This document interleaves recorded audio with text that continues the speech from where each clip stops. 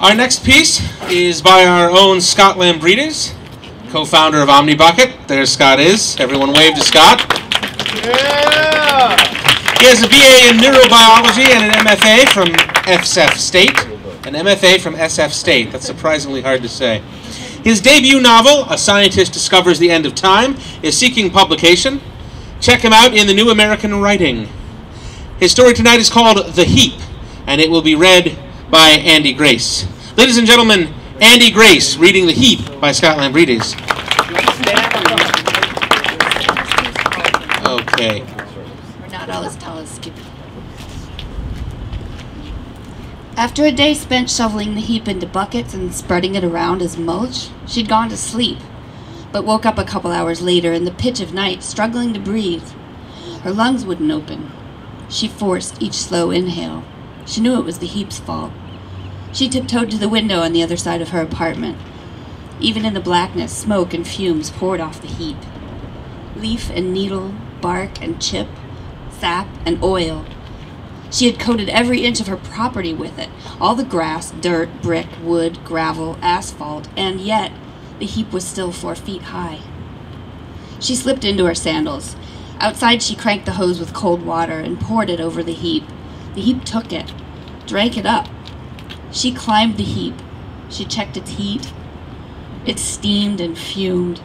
What if the water was only basting the exotherms growing inside, speeding up whatever reaction was making it so hot? The sun would make it worse. What if it ignited and burnt the house in her sleep? She couldn't sleep. She couldn't breathe. She slipped into bed beside her husband. He was dreaming of the hundreds of black widows nesting in the compost bin. Her muscles and joints ached, sickened by the inhaled particulate, and yet she did sleep. The next day she felt better. She went to the doctor. Her doctor laughed and pointed to her lungs and said that all the little alveoli were twitching. He jerked his gnarled fingers for emphasis. At home, she slipped a medical mask over her face and climbed the heap. I don't know, she mumbled beneath her mask. No matter how much she shoveled it, spread it, clawed at it, wrenched it into the buckets and garbage cans, flung it into the street, it never went down. Each new pocket poured with gray smoke. It was poison, but it smelled delicious, like eucalyptus and pine on fire. Would her mask protect her? Her worn sandals became hot. Little craters of dead skin covered her heels from a fungus that came and went with the seasons. She begged the heap to kill the fungus. She was tired of her husband throwing her socks away. Her neighbor Nilam peered over the fence. "That's quite a heap," said Nilam in her thick accent.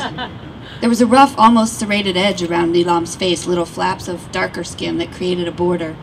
But inside her face was stark white. She hadn't the courage to ask Nilam why, and on sunny days like this, she was afraid Nilam would just burn away, that Nilam would go poof, as if she had just been a ball of chalk the entire time. "There could even be a body under such a heap," said Nilam. "A body," she answered. Nilam's smile was childish, the rows of teeth split by the fat red worm of her tongue, the same smile she gave her own husband when she wanted something from him. Imagine herself being the corpse that a medical school student used to get her first A. The one who'd done the first dissection, removed the spleen, then the stomach, cut out the spine, found the pituitary, even the adrenal, carved away the basal ganglia, the hippocampus, sliced it and stained it. Perfect. There's nothing left to cut or pare away. That would be nice. Nilam lifted a glass from behind her fence and offered her kvass made of beets and salt fermented in the sun. It had tasted too strong to be bad for her. Then she packed the last few aloe pots with heap matter. What else was there to cover? She offered Nilam some of the heap. "Your aloe is troubled," said Nilam, shaking her head. Nilam knew the earth, was the one who told her to make a paste of baking soda to treat the welt on her husband's neck, the one from the Black Widow that had grown and grown and grown for 3 days before shrinking. Now, Nilam instructed her to separate the spiky shoots of aloe so they'd grow larger. "Split them in half, baby from mother," she said, chopping with her hand, just like that. Again, she offered Nilam some of the heap. Nilam nodded and promised to send over her gardener, but no gardener ever appeared. And what would a gardener say of this yard? Just look at it. The fence on Nilam's side was fine, but the one at the back of the yard was a wreck. There was an oak tree on the other side. An ivy had wound upward and overtaken it, and now both oak and ivy bent into the fence, pushed it, stretched it, and took away all the sun from her one dwarf orange tree that produced hundreds of yellow oranges that never ripened. Somewhere on the other side of that fence a dog barked. Exhausted from shoveling, she rubbed her shoulders and listened. Sometimes that bark was all she heard, yet sometimes she didn't even notice it, just like the moan of the trombone from some attic she could never place, a beginner who played and played his scales but never improved. Sometimes the trombone sounded like the dog's bark. Sometimes it sounded like the buzz of a sander in some other direction. 3 sounds, 3 distances and directions. And still that ivy. The dog barked again. And she took all of that exploding black anger at the ivy winding over the fence and crawled over to yell at the dog. But upon seeing the dog, she couldn't speak. It was missing patches of fur. What's left was mostly gray. Gray as its eyes, glossy and gray, frightened and confused and black and dark. And she understood its shouts. Pacing back and forth, dragging its heavy metal chain against the concrete, in an unkempt backyard littered with sun, bleached with children's toys held to the ground by cobwebs and rust. She understood the dog's shouts and stepped back down. Now she walked to the street, searching for an idea having something to do with the heap, something to do with disposal. The street was empty. Her neighbor on the other side wasn't there, though he was always there on the sidewalk without enough clothing, watching the details of her own coming or going.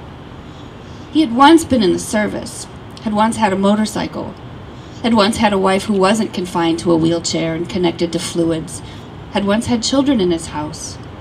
She still heard the shouts of siblings and laughter of children, but never saw them. Only twice had she seen the wife.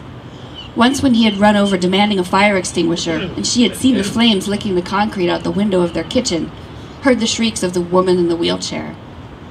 And then twice when he had run over begging for computer help, fearing a virus had deleted his wife's homework forever. And she had helped, and the woman had thanked her and thanked her again, and for some reason she had said thank you back. Now the third neighbor was on disability. He had a bad thyroid. He had something to do with the church, but she didn't ask, so he'd have no reason to picture her burning or melting or turning into charcoal or tar or whatever other vision he might keep hidden in his head. Maybe he would help her with the heap. Maybe he could get one of his people to help.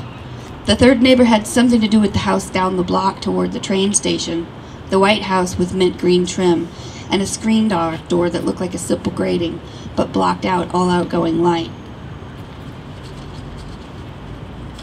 You couldn't see inside. Many of the people walking her block with varying signs of acknowledgement had something to do with that house, too. There was Smoking Man, the first one up and out in the morning, sitting on the curb with his head down, the ember of his cigarette never getting further than an inch from his chapped lips. There was Singing Man. When he wasn't singing, he looked like someone had socked him in the eye. When he was, soul and melody swept across the concrete, soothed the reaching plants, and reverberated down into her white and twitching alveoli.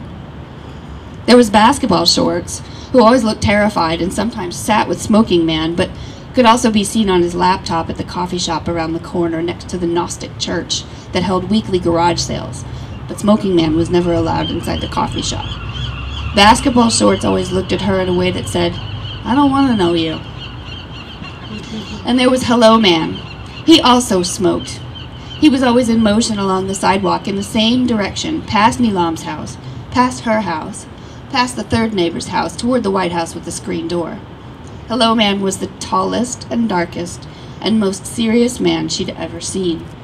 His face was solemn as he walked, slowly, steadily, every thought devoted to the maintenance of his deliberate pace, except when she passed him, and his smile brightened like the sun, teeth and all.